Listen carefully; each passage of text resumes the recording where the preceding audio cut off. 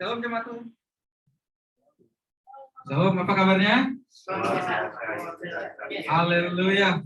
Yang di Zoom apa kabarnya? Ini ada Denny, ada Budis family. Oh, adik dari Deris family. Oke, di Roko ada 11 orang ya. 11 orang. Jadi kita akan mulai ibadah kita. Jadi itu mari kita datang kepada Tuhan. Kami datang kepada Engkau Tuhan, Bapa yang kami sembah di dalam nama Tuhan Yesus. Terima kasih ya Tuhan atas kasih sukacita Tuhan yang tidak pernah berkurang dalam kehidupan kami Tuhan. Terima kasih atas kebaikan-Mu Tuhan. Engkau selalu ajaib dalam kehidupan kami Tuhan. Terima kasih atas penyertaan Engkau buat pekerjaan kami Tuhan, buat studi kami Tuhan di dalam nama Tuhan Yesus. Terima kasih Tuhan atas damai sejahtera buat setiap keluarga kami yang dalam nama Tuhan Yesus. Engkau sungguh baik ya Tuhan. Engkau sungguh baik Yesus. Pagi hari ini Tuhan, kami datang dan menghadap hadirat Engkau ya Tuhan. Layakkan kami Tuhan.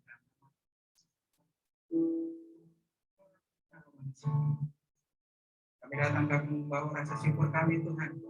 Kami mengucap syukur Tuhan. Setiap kejadian dahsyat dan ajaib lakukan di dalam Tuhan kami. Terima kasih. Terima kasih Bapa.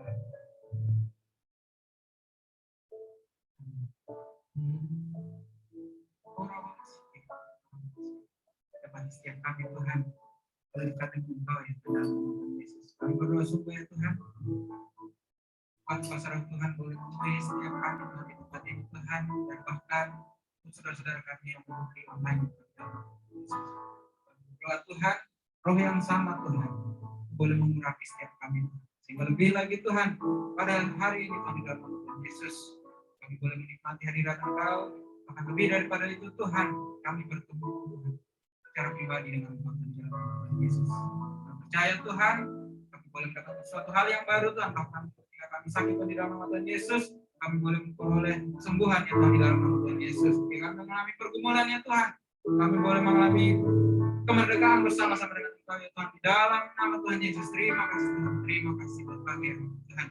Kami siap ya Tuhan memuji memuliakan Engkau ya Tuhan. Hanya di dalam nama Tuhan Yesus Allah yang hidup kami berdoa. Amin. Jemaat Tuhan, sebelum kita bangkit berdiri, kita sama-sama angkat satu pujian, ajaib Kau Tuhan.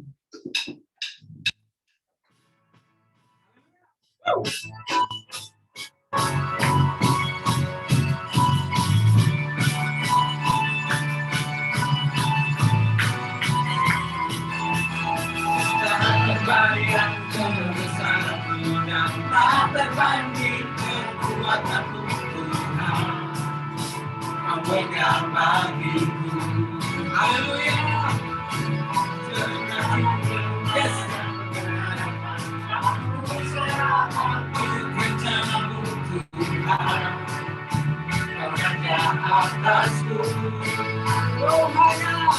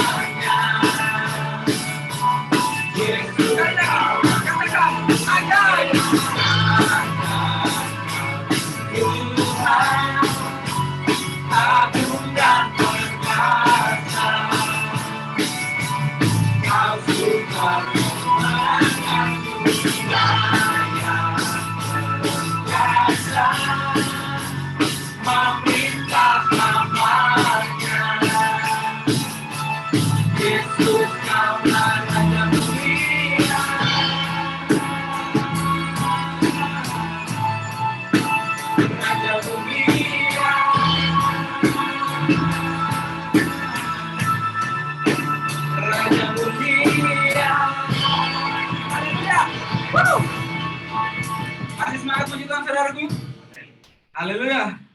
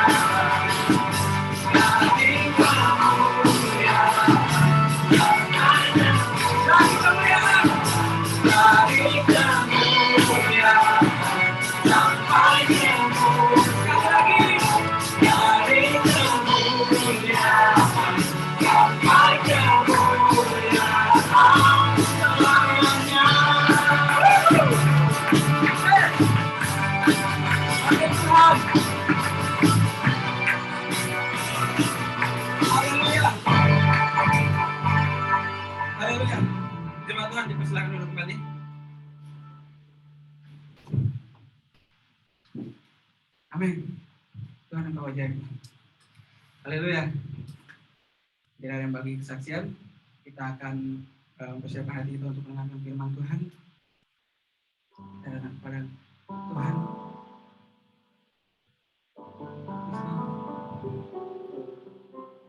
Kami memuji kebesaran Engkau karena Tuhan Yesus. Amin.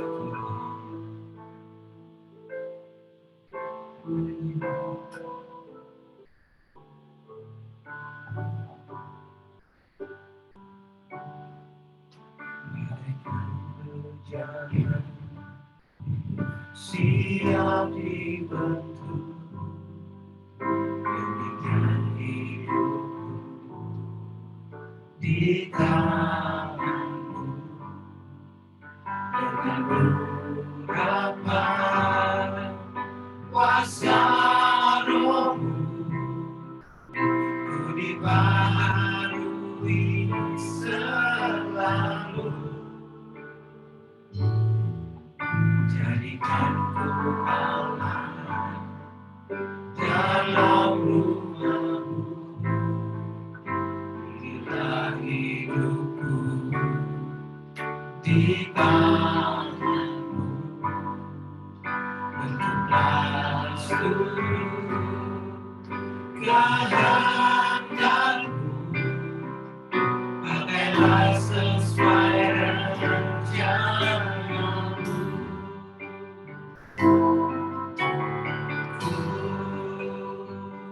mau seperti-Mu Yesus disempurnakan selalu dalam segenap jalanku memuliakan nama-Mu.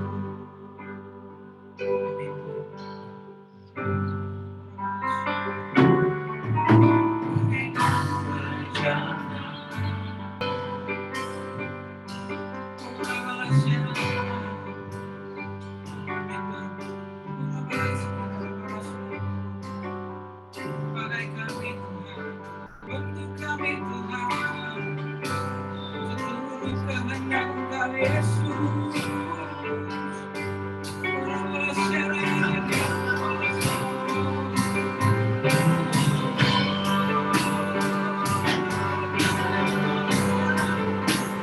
Kami semua Engkau Yesus. Kami tinggikan Tuhan, kami semua.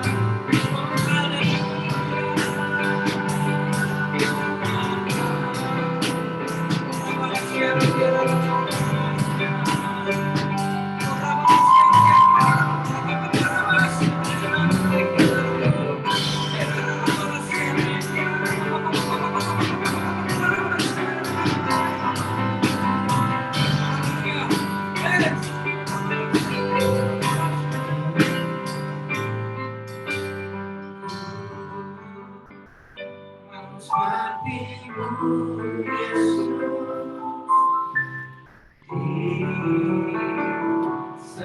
disempurnakan selalu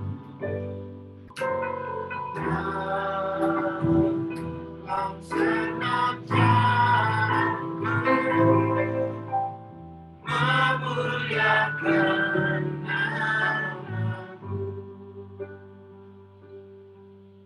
Itulah kerinduan kami Tuhan, bahwa hidup kami memuliakan Engkau senantiasa dalam segala sesuatu yang kami lakukan setiap hari Tuhan. Kami boleh mencerminkan Engkau Tuhan. Karena itu kami berdoa, pakai waktu ini Tuhan untuk mengubahkan yang lebih lagi Tuhan sebagai mesbah di mesbah-Mu yang harum Tuhan. Terima kasih Tuhan, kami bersyukur Engkau terus yang mengubah hidup kami sehingga gambaran Kristus nyata di dalam kami. Terima kasih dalam nama Tuhan Yesus, Engkau yang membimbing kami semua. Amin. Silakan duduk saudaraku.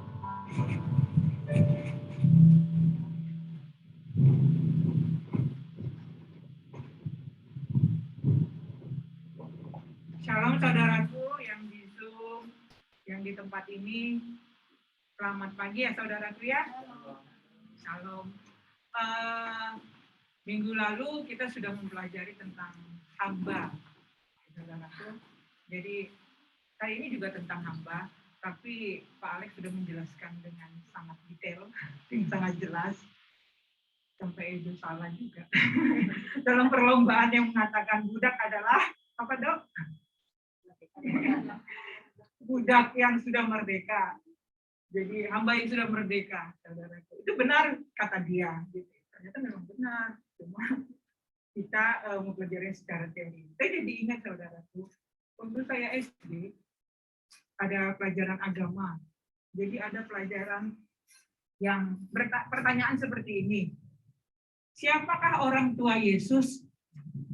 Saya nggak tahu loh saudaraku, waktu itu saya berapa ya? 7 tahun ya SD. Saya lupa saudaraku. Jadi saya jawab, wah ada lagu Natal. Yesus, Yesus, ada Daud. Berarti bapaknya Daud, pikir saya. Jadi saya jawab, Daud. Saya bilang gitu. Taunya salah saudaraku. Jadi waktu saya lihat salah, saya bingung. Kan lagu itu mengatakan Yesus itu anak Daud. Kenapa saya salah? Tapi ya udahlah, pokoknya saya salah. Saya nggak protes lagu itu. Tapi saya jadi ingat bahwa sebenarnya kadang-kadang pengertian kita salah, saudara. Tetapi hari ini juga kita mempelajari tentang hamba ya, saudaraku ya, Yesus. Dimulai dari Matius 1 ayat 1. Kalau saudaraku baca di Matius 1 ayat 1 mengatakan, itu ayat yang singkat, Matius 1, Yesus, inilah keturunan Yesus Kristus. Inilah silsilah Yesus Kristus, anak Daud, anak Abraham. Saudaraku kalau baca ini ya, dimulai dan perjanjian baru dimulai dengan pembukaan seperti itu. Inilah silsilah Yesus Kristus, anak Daud, anak Abraham. Kenapa dikatakan seperti itu? Karena fakta mengatakan bahwa Yesus dimulai dari manusia biasa, saudara. Keturunan biasa. Saudara mungkin tahu sekarang ceritanya setelah sekian lama. Tapi diawali dengan seorang yang lahir dari seorang keturunan biasa dan seorang Yahudi, anak Abraham, keturunan Yahudi dari Abraham. Jadi dia sebenarnya manusia yang biasa, saudaraku. Jadi diawali. Jadi kita di sini tema kita hari ini teladan Yesus sebagai hamba, saudaraku ya. Tapi kita harus tahu bahwa Yesus itu melakukan segala sesuatu setelahnya kita tahu dia menang. Tapi dimulai dari seorang Yesus yang manusia biasa sama dan kita tidak ada bedanya, saudaraku. Dia Allah yang kita tahu, benih ilahi, lahir dari, kita tahu sejarah tentang kelahirannya juga, saudaraku, seorang darah Maria dan orang tuanya Yusuf ya. Dia itu bahkan di ayat, saya cerita sedikit ya tentang sejarahnya kelahiran dia. Saya catat ketika umur 8 hari ya saudaraku, 8 hari Yesus itu juga disunat, saudaraku. Jadi dia mengikuti semua standar yang sudah ditetapkan pada zamannya, kebudayaan dia pada saat itu. Benar-benar alami, saudaraku, tidak ada yang kurang. Pada umur 8 tahun dia disunat. Kemudian hari ke-8, kemudian dia orang tuanya bahkan mempersembahkan di mana ya? Di Lukas 2 ayat 6 sampai 7 itu. Lukas 2. Ini sejarah Yesus sedikit supaya kita tahu bahwa Yesus itu menjalani sama seperti yang kita jalani pada umumnya. Lukas 2 6 sampai 7, ketika mereka ketika Maria bersalin, ketika mereka di situ tibalah waktunya bagi Maria untuk bersalin, dan ia melahirkan seorang anak laki-laki, anaknya yang sulung, lalu dibungkusnya dengan lampin dan dibaringkannya dalam palungan, karena tidak ada tempat bagi mereka di rumah penginapan. Jadi standar, saudara. Bahkan Yesus memilih di tempat yang sederhana. Pada waktu itu kelahiran itu sebenarnya biasa dirayakan dengan seperti kita pada umumnya, ketika mendengar seorang lahir itu kan gembira, sukacita. Tapi ketika Yesus lahir, bahkan tempat dia untuk penginapan yang biasa pun nggak ada, gitu, saudara. Bahkan dia memilih itu kandang domba ya.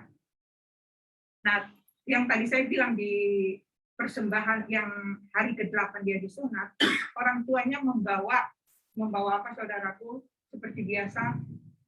Dia membawa sepasang merpati ya, saudaraku ya, membawa sepasang merpati.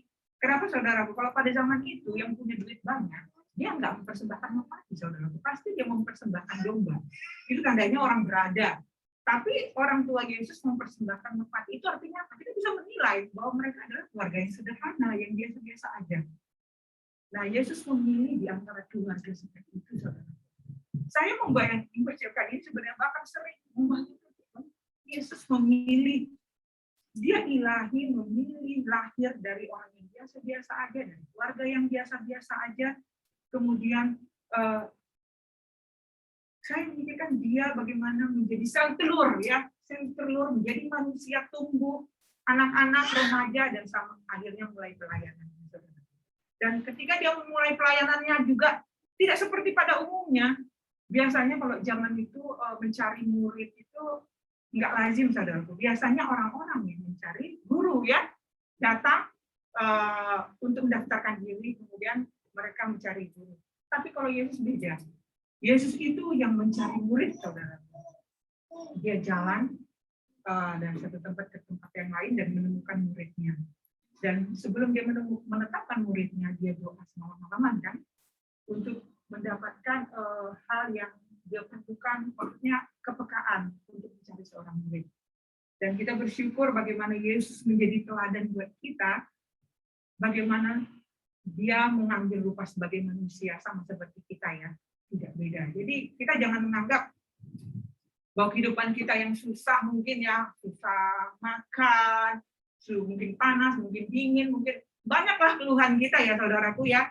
Tapi sebenarnya Yesus sudah melintasi semua itu. Dia tidak menganggap kealahannya, keilahiannya itu menjadi gampang semuanya, enggak, saudaraku. Tapi dia menjalani seperti apa yang kita jalani.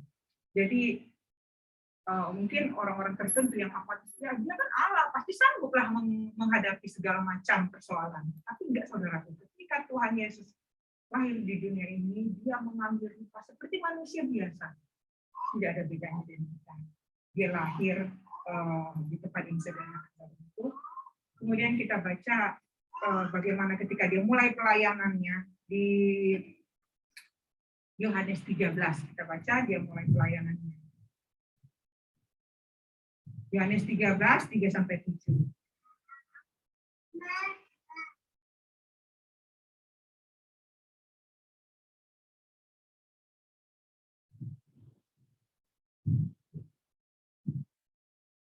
Ya. Nah, saya bacakan ya, saudaraku, ya. Yohanes 13, 3-7. Yesus tahu bahwa Bapanya telah menyerahkan segala sesuatu kepadanya dan bahwa ia datang dari Allah dan kembali kepada Allah. Lalu bangunlah Yesus dan menanggalkan jubahnya. Ia mengambil sehelai kain lenan dan mengikatkannya pada pinggangnya. Kemudian ia menuangkan air ke dalam sebuah basi dan mulai membasuh kaki murid-muridnya, lalu menyekanya dengan kain yang terikat pada pinggangnya itu. Lalu sampailah ia kepada Simon Petrus, kata Petrus kepadanya, "Tuhan, engkau hendak membasuh kakiku?" Jawab Yesus kepadanya, "Apa yang kuperbuat engkau tidak tahu sekarang, tapi engkau akan mengertinya kelak." Saudaraku, ketika Yesus melayani di dunia ini, dia yang mencari orang-orang, saudaraku. Dia memberitakan kerajaan Allah. Selama ini, mungkin orang-orang di sekitar dia itu taunya Allah itu jauh. Allah itu mungkin gampang menghukum, kejam. Ketemu yang salah, segera menghukum. Tapi Yesus ingin memperkenalkan bagaimana Allah itu Allah yang mengampuni. Ketika dia ketemu dengan pelacur, saudaraku, ketika bertobat, dia kalau dulu pasti dirajak, apa segala macam, saudaraku, ya. Atau ketemu dengan orang-orang yang melakukan apa, ya, murid-muridnya yang sebagai nelayan, ya biasa-biasa aja, mungkin nggak dianggap orang apa-apa, tapi ya, bagi Yesus itu sangat berharga, saudaraku, ya. Dan kita lihat bagaimana orang nggak susah loh mendekati Yesus, saudaraku. Saya nggak tahu seperti apa orang-orang yang di sana sebagai guru-guru, tabib atau apapun segala macam yang dianggap sangat besar. Tapi Yesus itu ketika dia berjalan, orang-orang bebas manggil dia. Bahkan dua orang buta di pinggir jalan, "Yesus, Yesus, sembuhkan, aku mau sembuh. Yesus, Yesus." Kalau menurut saya, siapa yang bisa manggil seperti itu? Dengan bebasnya, saudaraku, dia adalah guru. Orang sudah mengikuti Yesus itu sangat banyak. Dan dia adalah guru. Kalau mereka segan, pasti mereka nggak akan berani manggilnya, saudaraku. Saya yakin. Tapi Yesus itu ternyata mudah didekati, saudaraku. Siapapun bisa memanggil dia. Jadi saya pikir, Yesus itu ternyata memang mudah didekati oleh siapapun. Bahkan anak-anak anak-anak sekalipun tidak takut terhadap dia, saudara, nggak segan. Orang mah kalau kadang-kadang kalau kita wajah mau agak apa tuh, agak strike gitu ya, orang mau deket juga nanya, segan lihat mukanya, gitu kan ya, ya enggak?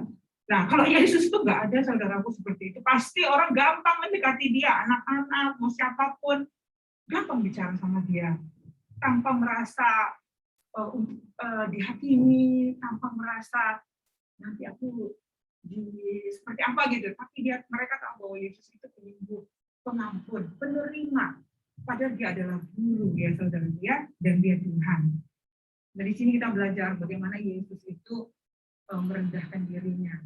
Walaupun dia tahu bahwa sebenarnya dia Allah, saudaraku ya. Dia tidak pernah berbuat dosa, tetapi dia tahu bahwa dia harus memberitakan kerajaan Allah selama dia hidup ya.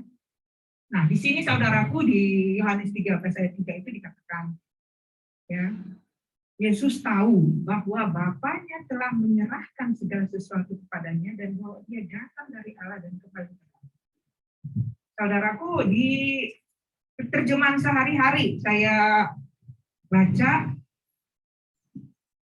terjemahan sehari-hari dikatakan ya, Yesus tahu bahwa Bapaknya sudah menyerahkan semua kuasa ke dalam tangannya. Dia juga tahu bahwa dia datang dari Allah dan sudah hampir tiba saatnya untuk dia kembali kepada Allah. Saya mau tekankan, semua kuasa ke dalam tangannya. Jadi dia tahu. Sekarang saudaraku, seandainya saudaraku sudah tahu segala kuasa ada di tangan saudara, apa yang saudara lakukan? Segala kuasa ada di tangan kamu. Seperti yang dikatakan, dia tahu segala kuasa ada di tangan. Yang macam-macam ya. Pasti gitu ya, kalau ada orang macam-macamnya, bertiup terbang. Kan gitu ya enggak? Tiup aja napasnya aja bisa buat orang terbang gitu loh, saking berkuasanya gitu loh. Segala kuasa ada. Apa aja tidak bisa lakukan loh saudaraku kalau segala kuasa ada di tangan kita. Ketika orang tidak menganggap kita apa-apa, apa yang kita lakukan? Saya kasih jelas semuanya ya, biar dia tahu. Pasti kita kayak gitu ya. Saya punya kuasa ini, memperjelas semuanya. Dia memandang saya seperti apa, gitu kan? Nah, itulah keinginan kita manusia. Tapi Yesus tidak pernah tertarik, saudaraku, untuk melakukan hal-hal dengan cara-cara seperti itu. Bahkan ketika iblis menggoda dia, ya saudaraku, mengatakan semuanya akan kuberikan kepadamu kalau kau tunduk gitu ya, menyembah Tuhan. Tapi Yesus tidak pernah tertarik, saudaraku. Sebenarnya bisa, atau menjatuhkan diri, atau mengubah batu jadi roti. Bisa, saya yakin Yesus bisa. Tapi dia nggak tertarik dengan cara-cara seperti itu yang hanya pemujaan-pemujaan, hanya kemegahan, kesombongan, gitu. Sama sekali tidak tertarik. Bukan seperti itu pelayanan dia. Yesus datang untuk melayani, merendahkan diri. Bahkan ketika kuasa ada di tangan dia sekalipun, dia tidak memakai itu untuk membuat segala sesuatu menjadi gampang. Kalau kita panas kan gampang ya, apalagi di padang gurun atau batu-batu kan gampang-gampang aja aku.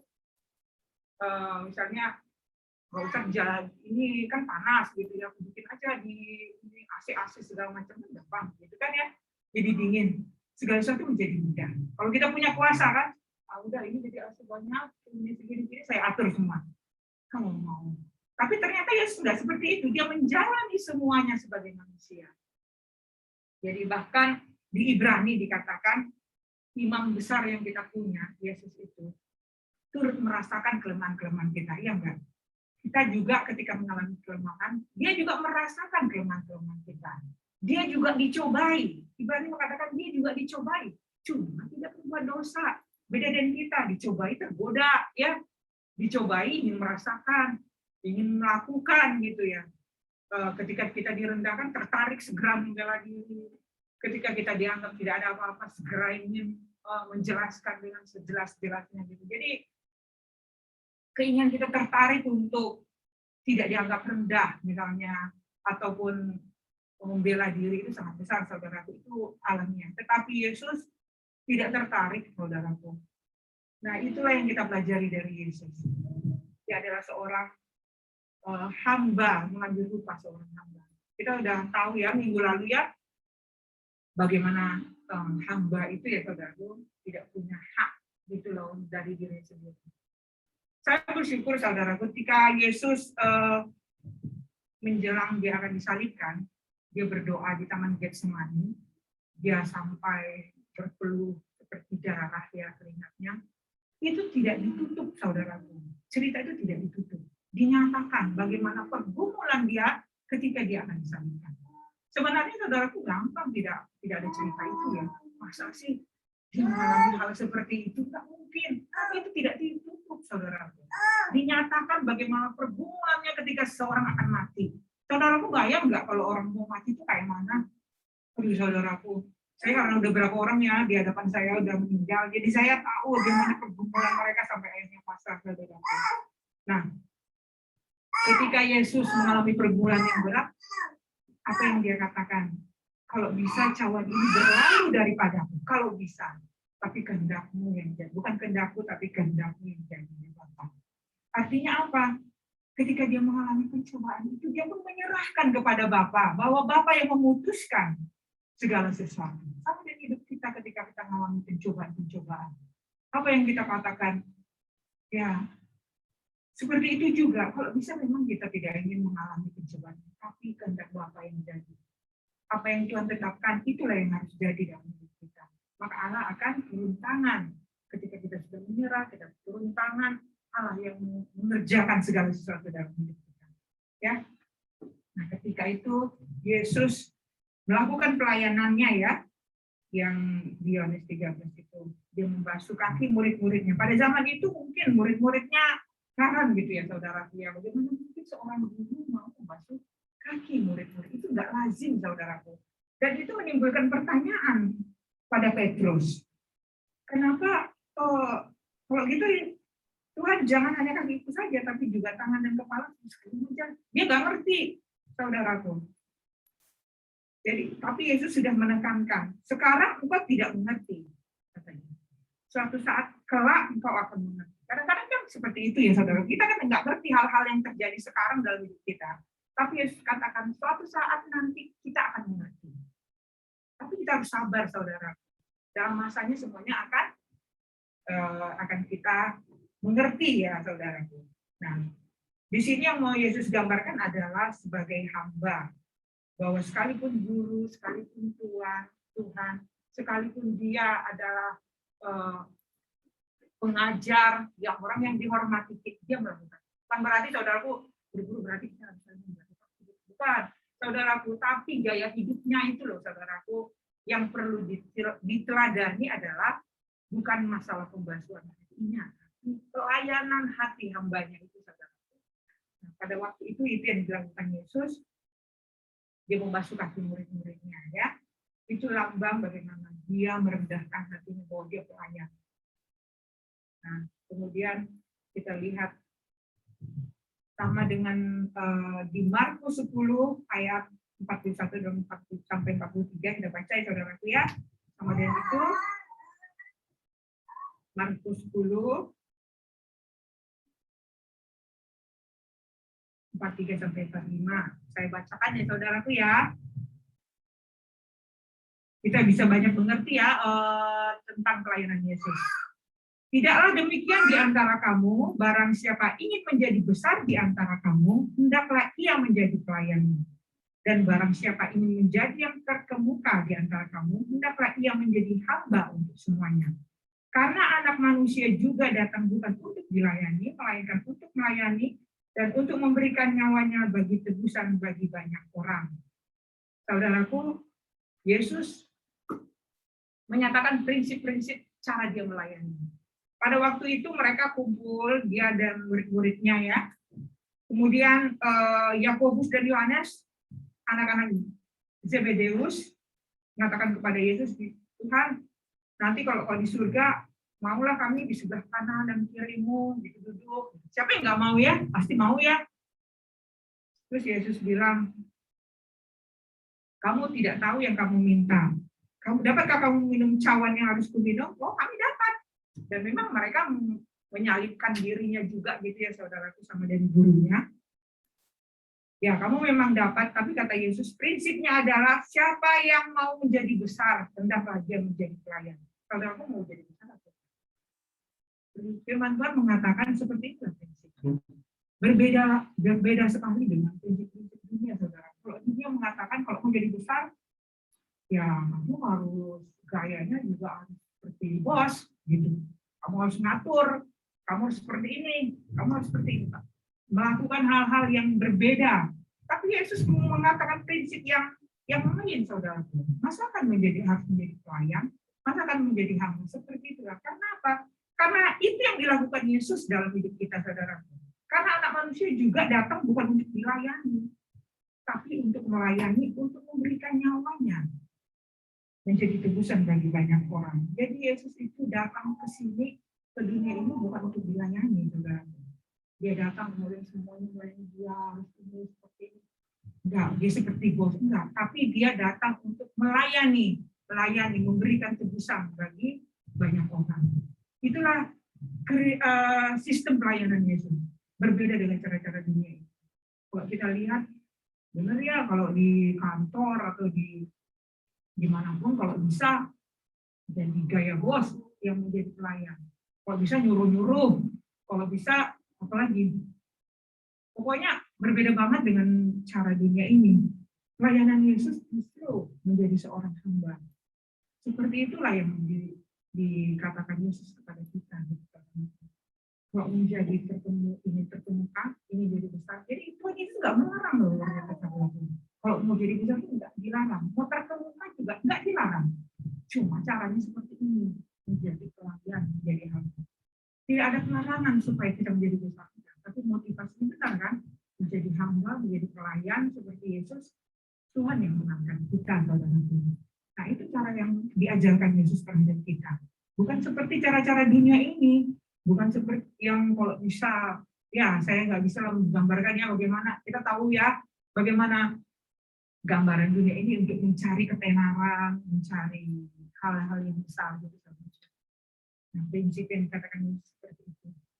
Nah, bahkan kita baca di Filipi 2, 5-8.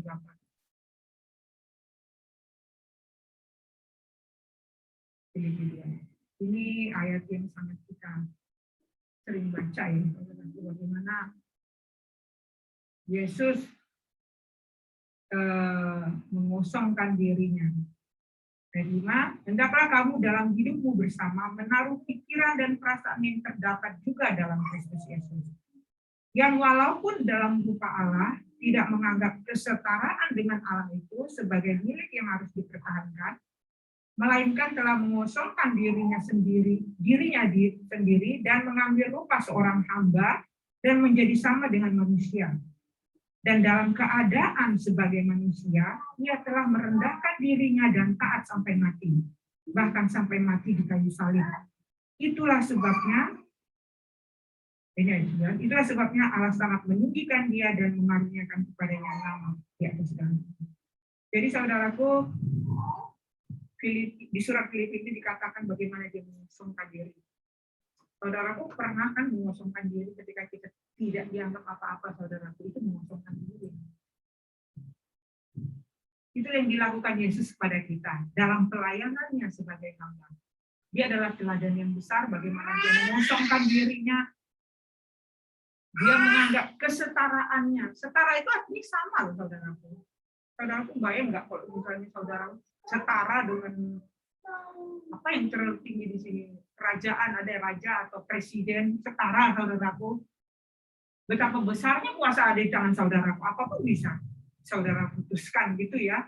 Ketika menghadapi orang, saudara bisa memutuskan. Ketika menghadapi ketemu dengan orang yang misalnya menghujat saudaraku, saudara berhak untuk misalnya menjarakannya segera atau apapun. Nah, tetapi Tuhan Yesus tidak menganggap kesetaraan dia itu sama. Setara itu bermaksudnya sama ya dengan Allah. Sebagai milik yang harus dipertahankan. Enggak, saudara. Tapi dia malah mengosongkan dirinya. Dia mengambil rupa seorang hamba. Seperti kita tahu, hamba itu tidak punya hak gitu ya. Tidak punya hak yang banyak. Dia bahkan di bawah otoritas orang yang menghambakan dia, yang memperhamba dia. Yaitu Allah kan. Kita juga seperti itu, saudaraku. Ketika kita menyerahkan diri kita kepada Allah, kita hamba Allah, kita itu di bawah otoritas Allah. Nah, Yesus ini mengambil rupa seorang hamba jadi sama dengan manusia. Saudaraku, rasanya tidak bisa membayangkan, saudaraku, kalau kita tahu bagaimana Allah bisa menjadi manusia. Kita nggak bisa bayangkan, karena kita manusia biasa, saudara. Itu adalah pikiran yang sangat besar dan dalam. Allah menjadi manusia. Kita mungkin senang aja mendengarnya, gitu. Karena kita memang manusia biasa. Tetapi Allah yang selama ini mungkin di surga, kita bukan mungkin, saya memang belum pernah ke surga ya. Di surga itu pasti sesuatunya, segala sesuatu enak ya saudaraku ya. Enak, ada pujian, penyembahan, segala sesuatu tersedia, dan dia harus datang ke dunia ini yang panas, yang mungkin ketemu orang, nggak ngerti lagi orang ini, jelasin nggak ngerti, dikasih tahu nggak ngerti, gitu loh saudaraku berkali-kali kan. Nah, bagaimana dia harus sabar menghadapi orang berdosa, saudara. Tapi dari situ kita bisa melihat ya, pikiran itu yang membuat mendasari kita hidup, saudaraku, sebenarnya sehari-hari. Ketika kita hidup ya, sehari-hari, itu yang membuat mendasari pelayanan kita, mendasari apa yang kita lakukan sehari-hari. Bukan hanya waktu ibadah, bisa aja sih pada waktu konser atau ibadah, kita bisa punya pikiran yang lurus. Tapi bagaimana dengan besok, saudara, hari Senin, Selasa, ketemu orang-orang yang menyebalkan, ketemu dengan orang di jalan, apakah sama, saudara, pemikiran dasar pemikiran kita? Kita yang tahu ya, saudaraku. Saya kan ibu rumah tangga. Apakah saya mendasari pikiran saya ketika menghadapi keluarga saya, kasus-kasus apapun, anak-anak atau orang tua, apalagi ketika kita menghadapi orang-orang di luar, saudara, apakah sama, saudara? Seringkali beda ya. Kita mengerti kebenaran-kebenaran, tapi ketika kita menghadapi pergumulan-pergumulan, kayaknya sangat sulit untuk menerapkannya. Nah, diperlukan Roh Kudus yang memampukan kita dan mengingatkan kita bagaimana hidup di dalam Tuhan. Nah, terakhir saya mau sampaikan tentang ketaatan ini. Saya suka saudaraku merenungkan ini membuat saya mengerti bagaimana hidup saya itu sangat bersyukur, saudaraku, apa yang dilakukan Yesus dalam hidup saya. Jadi saya tidak pernah, ya saya berusaha tidak mengeluh terhadap kehidupan apapun yang saya alami. Jadi ketika Yesus taat di kayu salib, dalam keadaan sebagai manusia, Yesus menjalani penyaliban. Tadi saya sudah katakan semua yang dialami dia 33,5 tahun, saudaraku. Bagaimana dia mengalami pergumulan, tapi dia menang, pencobaan dia menang. Segala sesuatu yang dialami manusia, saudaraku, yang standar, dia menang, saudaraku. Di sini dikatakan penyalib, sampai taat sampai mati, saudaraku. Dalam keadaan manusia, bukan sebagai Allah ya, sebagai manusia ya, menjalani penyalibannya. Saudaraku, kebayang nggak? Sebagai manusia, bukan sebagai Allah, saudaraku. Kalau sebagai Allah mungkin dia bisa meringankannya itu ya. Kalau kita memikul salib, saya nggak tahu beratnya berapa itu pasti keadaan sangat tertekan, mungkin pasti nggak kuat ya saudara ya. Nah, Yesus menjalani itu sebagai manusia. Seperti manusia, jadi bayangkan sama seperti kita, dia menjalani penyalibannya. Ketika dia jalan di ketika dia akan disalib, saudaraku, dia diejek, dia dihina.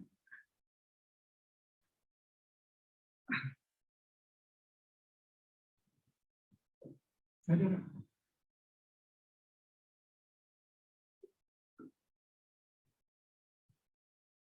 ketika Yesus mengalami penyalibannya, dia diejek, dihina, diludahi, direndahkan, dilecehkan, saudaraku. Tidak dianggap penting, dianggap tidak berkuasa. Dikatakan orang lain bisa diselamatkan. Masa dirinya nggak bisa diselamatkan? Dia diejek, saudara. Bahkan pemberontak sekalipun menganggap dia tidak ada artinya. Orang-orang yang lewat mencibir dia, saudara. Dan dia tidak membuka mulutnya. Dia memikul salibnya, saudara. Dia terhitung ya, saudara. Di antara pemberontak, dia terhitung, dianggap pemberontak. Salah mengerti, saudaraku. Dianggap tidak ada kuasa apa-apa. Itu yang dialami Yesus, saudara. Supaya kita ditebus ya. supaya kita tidak menjalani kehidupan maut, saudara, supaya kita diselamatkan. Saya bersyukur sekali merenungkan apa yang dilakukan Yesus dalam kehidupan kita. Sehingga kita tidak perlu tertekan, tidak mengalami kegelisahan, karena itu sudah dilewati Tuhan Yesus selama hidupnya, bahwa dia bisa mengalahkan maut. Itu yang dialami Yesus. Dan saya bersyukur kalau membayangkan betapa saya diberi kemenangan, kita diberi kemenangan, saudaraku, dengan segala sesuatu yang dialami Yesus. Sama sekali saya tidak pernah habis pikir bagaimana pentingnya hidup kita, saudaraku. Betapa berharganya hidup kita, ya. Bahkan orang-orang yang kita tahu bahwa banyak yang tidak mengerti kehidupan dia, bahwa kuasa ada di tangan dia diberikan kepada kita. Dia sudah melintasi semua langit. Maut sudah dikalahkan. Kita mengalami hal itu, saudaraku, bisa. Karena kita murid sama dengan guru, saudaraku. Bahkan Yesus katakan, kamu akan melakukan lebih besar dari yang pernah kamu lakukan. Kamu bisa, saudaraku. Kita mengalami banyak penderitaan dalam hidup ini. Kelaparan, kurang uang, banyak utang, dan sebagainya bisa kita alami karena ketidakmengertian kita tentang Allah. Tidak mengerti tentang Yesus. Yesus datang untuk memberi kelimpahan firman Tuhan. Kalau kita mengerti, Yesus katakan kita akan melewati semuanya, saudara. Kalau kita mengerti. Nah, itu yang Yesus katakan kepada kita. Supaya kita tahu, saudaraku, dia menjalani semuanya, dia mengalahkan semuanya. Mengambil rupa seorang hamba walaupun dia raja, saudaraku. Itu yang diinginkan Yesus dalam hidup kita, supaya kita menemukan pelayanan seperti itu, saudaraku. Jadi ketika kita dianggap rendah, disalah mengerti orang lain, saudaraku tidak perlu banyak-banyak membela diri, saudaraku, ya. Karena pada waktunya Tuhan sendiri akan mengatakannya, saudaraku, akan menjelaskan semuanya. Sekarang apakah kita punya hati sama seperti Yesus? Apakah kita punya hati hamba yang kita tahu karena ini kita ditebus, saudara. Kita ditebus oleh darah Yesus. Kita lunas, saudara. Jadi tidak ada lagi yang bisa mengikat kita. Kita pasti bisa mengalahkan semua. Amin, saudaraku. Nah, saya mau tutup dalam Ibrani 4 ayat 15, saudaraku. Tadi untuk saya baca Ibrani 4 ayat 15.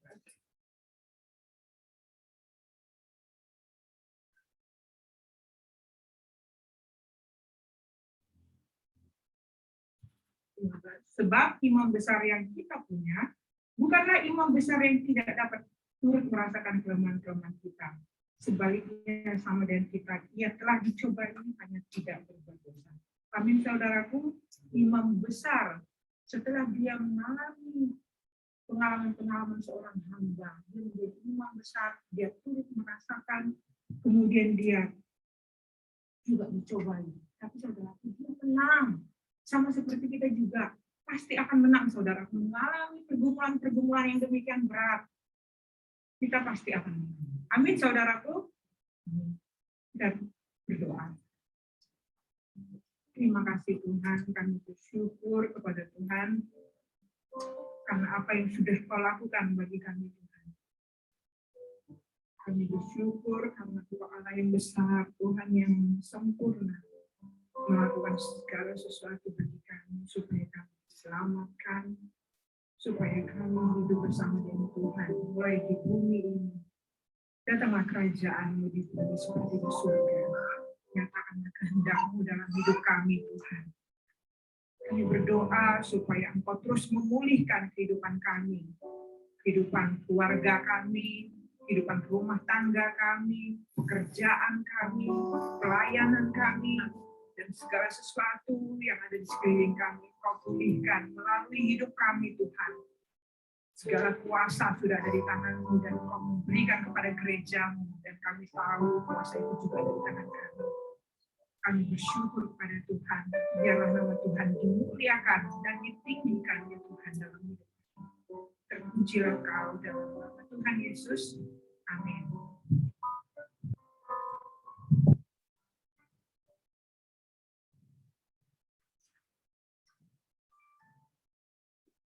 Berkati dengan firman Tuhan, saudara. Ya. Baik, kita akan mendengarkan pengumuman. Pengumumannya itu untuk ponsel seperti biasa nanti akan diinfokan di grup. Kemungkinan untuk youth nanti akan dilaksanakan di kemari Sanur. Jadi nanti untuk info lebih lanjutnya akan diinfokan di grup. Oke, itu aja pengumumannya. Kita akan berikan persembahan. Untuk amplopnya sudah dibagikan.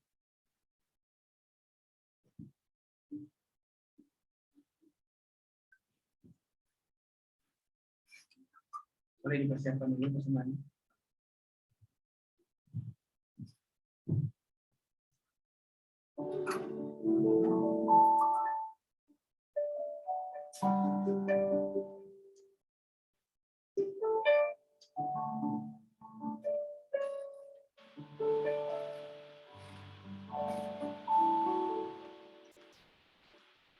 Jadi baik, kita akan berdoa buat persembahan. Kita berdoa. Terpujilah Engkau Tuhan Bapa yang kami sembah dalam nama Tuhan Yesus. Terima kasih Tuhan buat firman yang boleh kami dengar dalam nama Tuhan Yesus. Kami berdoa Tuhan, setiap firman yang boleh kami dengar itu boleh bertumbuh, berakar dan bahkan berbuah di dalam nama Tuhan Yesus. Setiap kami Tuhan boleh menjadi orang yang meladani Engkau dalam nama Tuhan Yesus. Pakai kami lebih lagi Tuhan dan pakai kami seperti yang Engkau mau bagi dalam nama Tuhan Yesus. Sekarang kami akan berikan persembahan kami Tuhan. Berkati ya Tuhan. Akan bertumbuh di dalam nama Tuhan Yesus, pekerjaan kami, studi kami, usaha kami Tuhan. Engkau berkati lebih lagi Tuhan di dalam nama Tuhan Yesus. Terima kasih ya Tuhan, kami siap memberi hanya di dalam nama Tuhan Yesus. Allah yang hidup kami berdoa. Amin.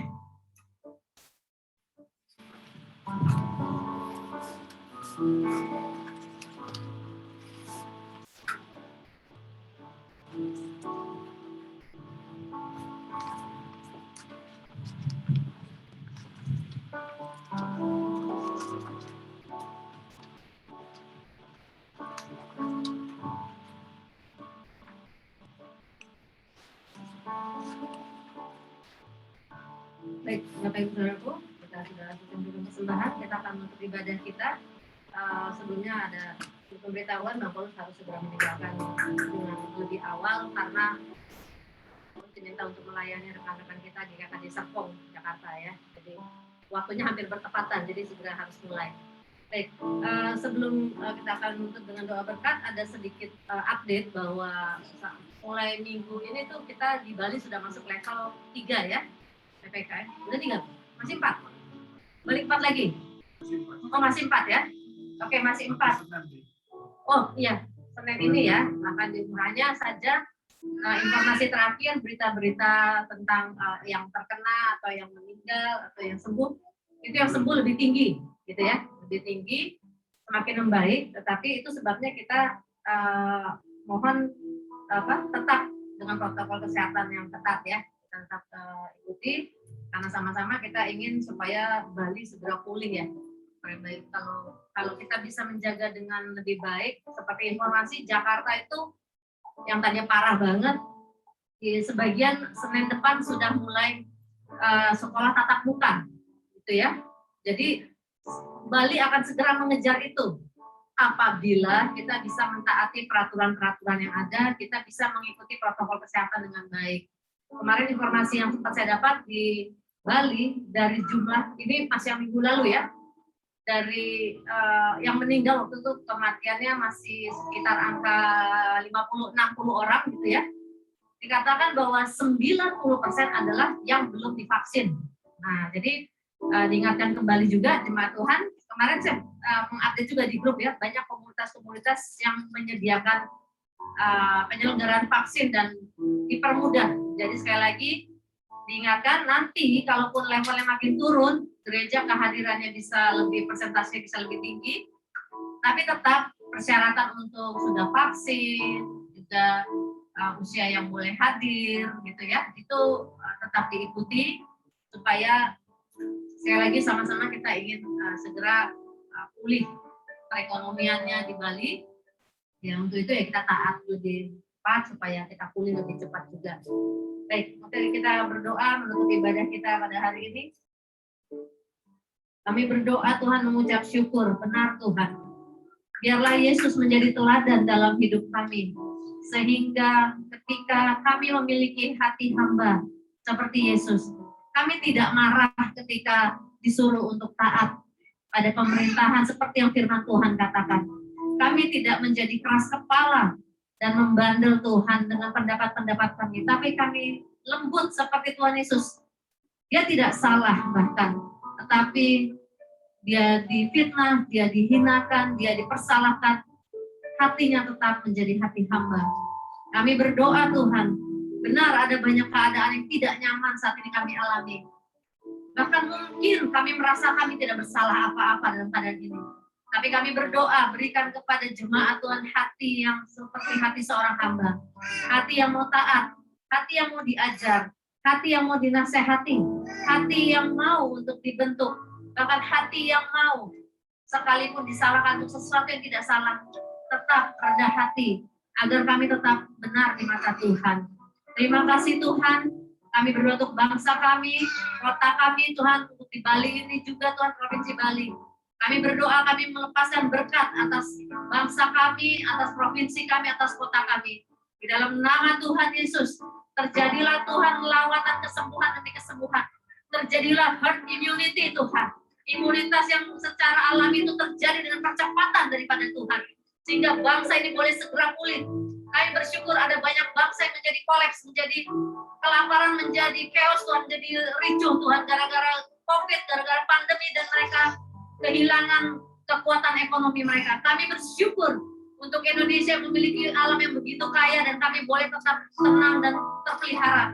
Kami berdoa untuk pemimpin kami, khususnya presiden kami, wakil presiden, seluruh menteri yang membantu dia dalam melaksanakan pemerintah di tengah-tengah bangsa ini. Berkat-Mu turun Tuhan, perlindungan-Mu turun. Kami tahu ada banyak orang-orang jahat, ada banyak kuasa-kuasa kegelapan yang hendak menjatuhkan, hendak menggagalkan. Tapi kami percaya bahwa Tuhan yang sudah mengangkat, maka tidak ada yang dapat menurunkannya. Dan kami berdoa perlindungan di tempat yang maha tinggi turun atas pemerintahan kami Tuhan, sehingga bangsa kami boleh dikawal dengan aman. Bangsa kami boleh dibangun di tengah pandemi ini, tidak menjadi melarat dan kemiskinan, tetapi pembangunan berlangsung.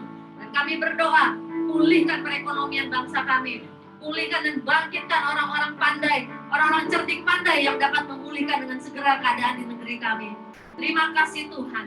Mari Bapak Ibu Saudaraku angkat tangan kita dan kita memohon berkat Tuhan.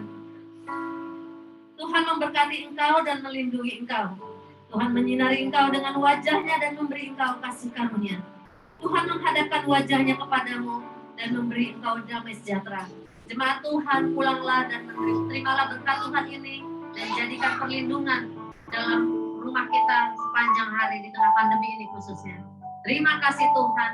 Kami sudah selesai dengan ibadah kami pada hari ini. Berkati setiap rekan-rekan kami yang juga mengikuti secara online. Dalam nama Yesus Kristus Tuhan, kami sudah berdoa dan mengucap syukur. Sama-sama kita katakan amin.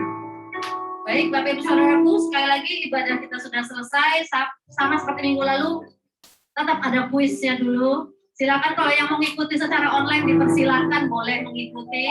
Tapi kalau misalnya mau live duluan karena ada keperluan yang lain juga silakan.